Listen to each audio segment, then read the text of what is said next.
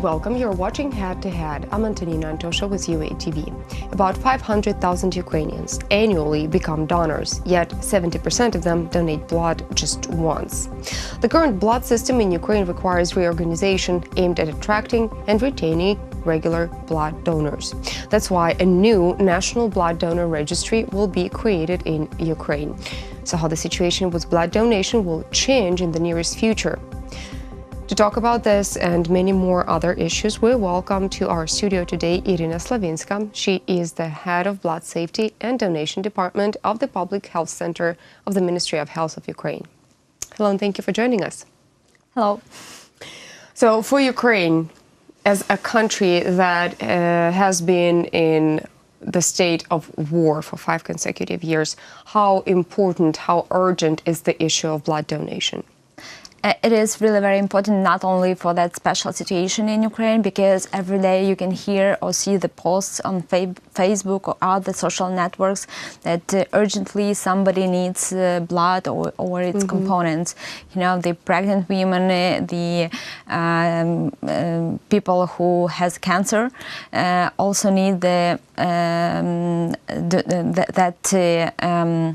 blood and its components. So it is really very important, not for the special situation in Ukraine, every day donate blood or annually donate blood for that people who needed it.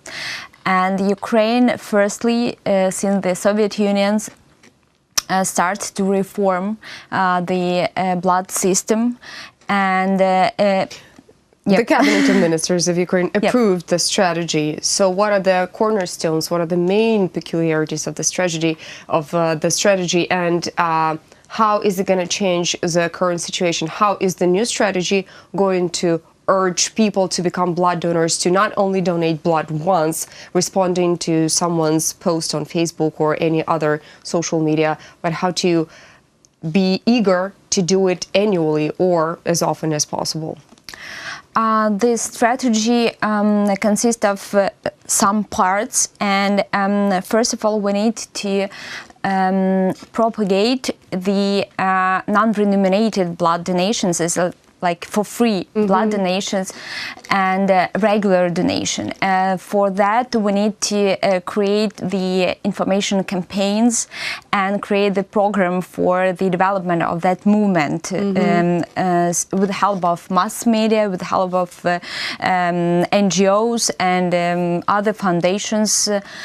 Also, we need to create new system at all, to create the 3 levels of the system: on the national level, on the regional level, and on the hospital level. And what's going to be the task of each level of the system?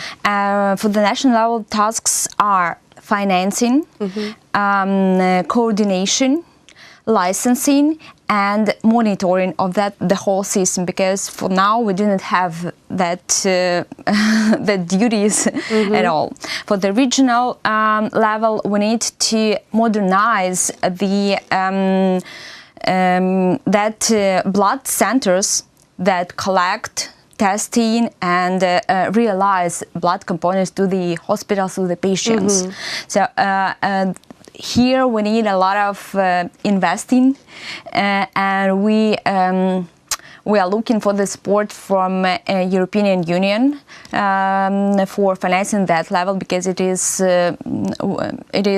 much more money that we have currently from Ukrainian budget. It's approximately 6. So Ukrainian government is taking part, is participating, but unfortunately is not able to cover all the necessary. Yes, the modernization of that level needs a huge investment project. And on the hospital level, we need to transform the transfusion departments, where people could donate blood, but for the next 4 years, that departments become like hospital banks, where they could store blood components and give them to the patients in a proper way. So the whole aim of the strategy is a safety and timely access to the blood components to each patient. But still, it is going to be implemented on the basis of volunteers, right? So people would go and voluntarily donate blood. Yeah. How many transmission centers do we have right now situated in Ukraine? You mean blood centers? Yeah. 450 approximately, and it is very hardly to modernize all of them. So, but is it enough, or do we need more? No, we do not need more. We really do need less of them, and to provide them with the modern technologies, because the safety blood is a safety first of all. Safety for the patient. We need to provide that safety through the modernizing laboratories, through the trainings, through the popularization of voluntary non-remunerated blood donations, and in the complex it will be like in the developed countries already in the European Union, when we have a culture of donation, when everybody knows that it's like my personal position to help other people to donate blood once or twice per year. In the framework of the strategy, a national registry, a national blood registry is going to be created. What kind of registry is it going to be? How is it going to put in new donors or patients? And is it going to be available for access online to everybody? How's it going to work? It's a national registry for blood donation. It's a closed registry for everybody, but open for the proper institutions who collect and use that blood components and products. So for donors, it's an easiest way to donate blood in each part of Ukraine, because now, for example, I have a Kiev registry and I couldn't donate blood in Odessa, Lviv, Dnipro. Just because you have a Kiev registry? Just because I do not have the registry in that country, in that cities. But now we have the migration process, not only in Ukraine, through all over the world, and it's like silly do not donate blood where I live, just because I do not have the registration in that city.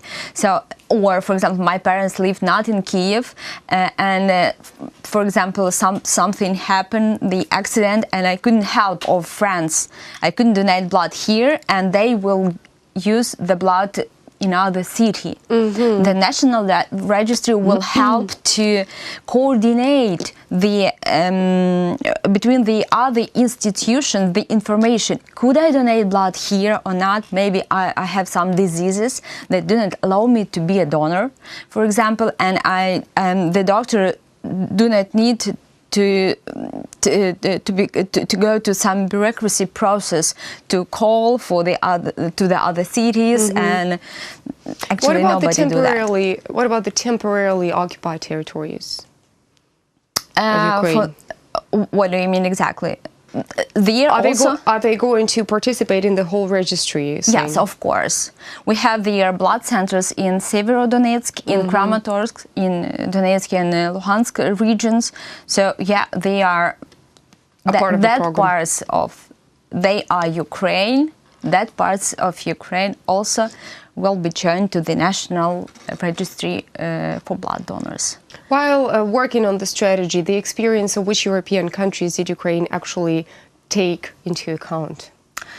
Actually, it's the experience of all European Union, because every country is very, very different. For example, France, the experience of France will be really very important for us to mapping that blood centers in Ukraine, because we have 450, and we need to realize that it is really very huge amount of that centers. We need to reduce them. So the experience of France will be really very helpful. The experience of Germany, where each institution that has a license could collect blood. For example, NGOs like Red Cross. In Ukraine, only state institutions could collect blood, not NGOs, not private sector, only state institutions. So it is really very important how to allow each institution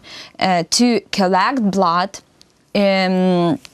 and how to control them, because the first mission of the state, of the government, is to control the quality of that blood components.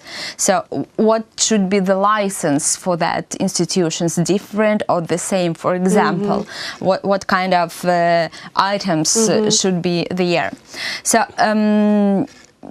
yeah, it's two main countries. Poland also very important. The experience of Poland also very important, and that's why after the signing the association between Ukraine and the European Union, we need to harmonize our regulatory laws system to the European Union also, and that's why we need to implement 4 directives from the European Union that say about quality of blood components and about the whole system, how to organize the whole system, because quality, it's not only laboratories, of course. It's who come to donate blood, where do that people hear about the information, how to donate blood, what is the whole process in the blood center,